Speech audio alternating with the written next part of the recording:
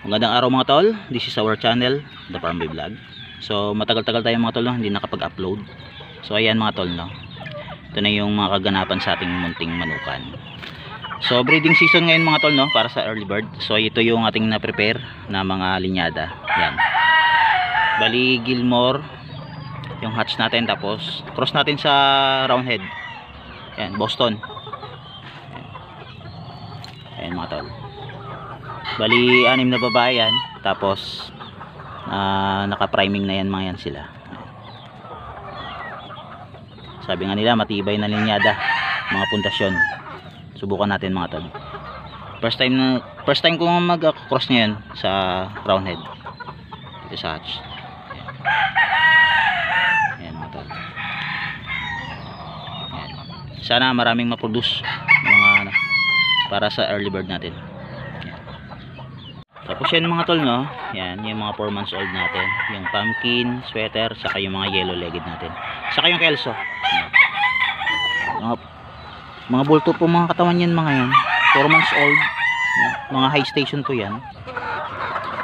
Bali yung mga pumpkin na to, may nag-avail na nito, naka-reserve na po yan. Stig na yan. Matitikas, mga high station. After 1 week, i-cord na natin sila. Ang tali na yan.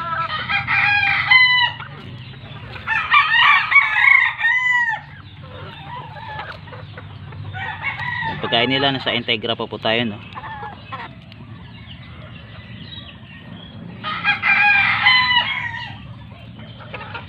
Pagkatali natin yan, sabay purga.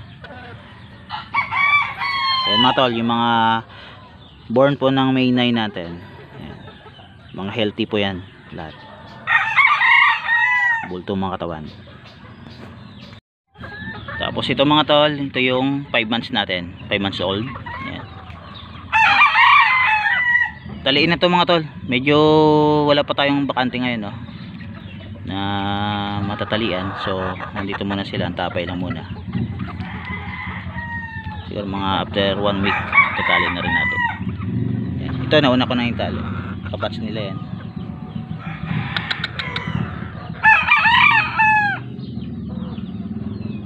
Yan yung mga yellow legged natin, mga sweater natin. Kasi ito yung kelso na born po sila ng May 19. Bali 5 months na sila, no, mga tol. Yan. Yung pumpkin na yon, gagawin nating broodcock yon. Yan. Siguro magagamit natin yan mga national na. Yan. Station sa katawan, bulto. Balansyado din ang mga paa.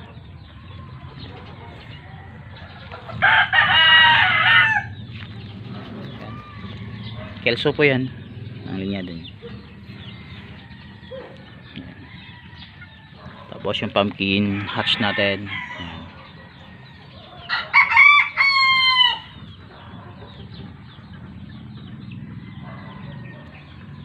Ito naman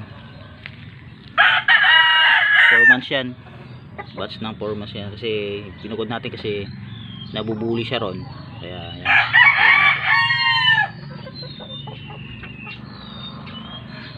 Gaganda lang pagmasdan mga tol yung mga manok na healthy at lumalaking walang sakit. So ayan mga tol.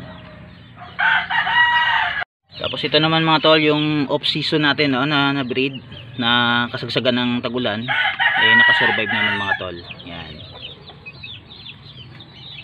Buti naman at walang nabawas sa kanila. Ilinyada niyan mga tol yung mga hatch natin, saka yung mga pumpkin kelso.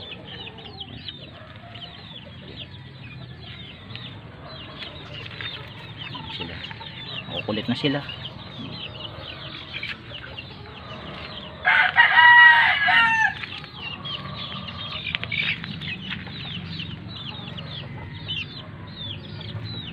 Mga tol, pati konti.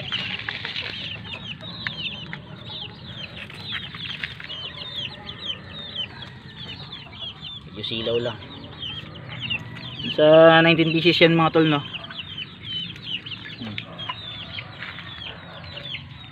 At hindi naman sila nagkasakit.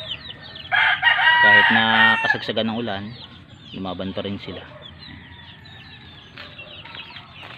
So ayun mga tol, no, arranging na, magwa 1 month na sila. Tapos ito mga tol, no, yung naunang batch natin para sa off season. Yan.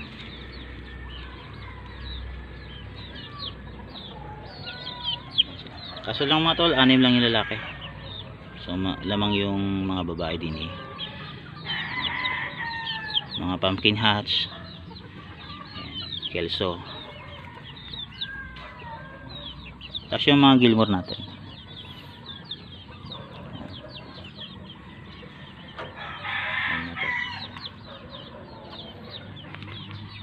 Pumpkin sweat, yung pumpkin sweater, saka yung mga yellow legged natin. Ayan, malalakas na yung mga tol.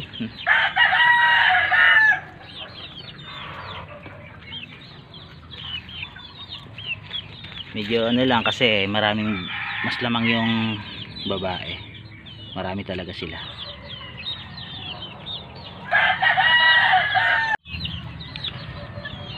So yan mga tol, no, yung kaganapan dito sa ating munting manukan, yung mga update natin. Yan.